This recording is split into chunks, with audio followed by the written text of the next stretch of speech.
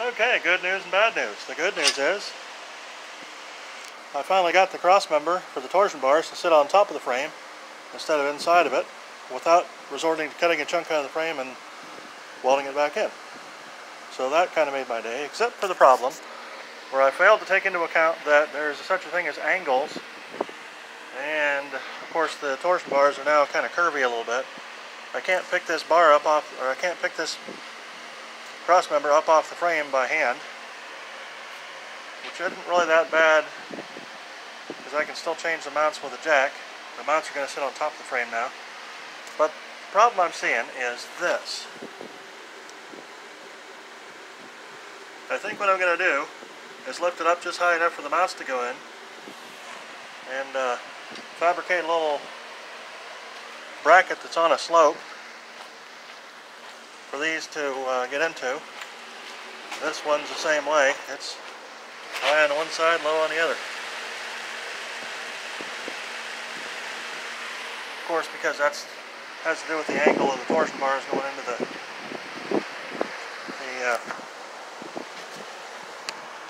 control arms, but there's a rubber bushing in there that should take up the slack. Should, and the torsion bar, being a spring, should take up the rest of it. If not, I'm sure we'll have a catastrophic failure or at the worst possible time and break, and I'll get all mad and have to use AAA to get home. Oh well. But it did sort of do what I wanted it to do. Just used a pry bar very cautiously, and to come along. Just pulled her up, stuck her on top of the frame, and there we go. So now I got to figure out what angle I need to make those mounts at, the new brackets for the mounts, so that they're, sort of sideways and whatnot. And there she be. I took the things that go, the little brackets that go over top of the torsion bars off because they were kind of in the way. I don't know how well it's going to work this way. It's not that much higher than it originally is, but you can tell there's an angle there. But there it is. It's moved. We'll see how it works. I think I'm going to have to pry that side over a little bit just to get it even. That's not really that big of a deal. Well, onward to the next problem.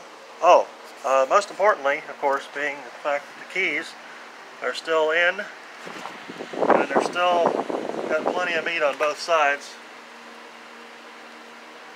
That's the one thing you got to be careful of, because if those things pop out, this whole thing's going on the damn ground, and that spring's probably not going to be too kind to anything it happens to run into on the way to releasing all that energy.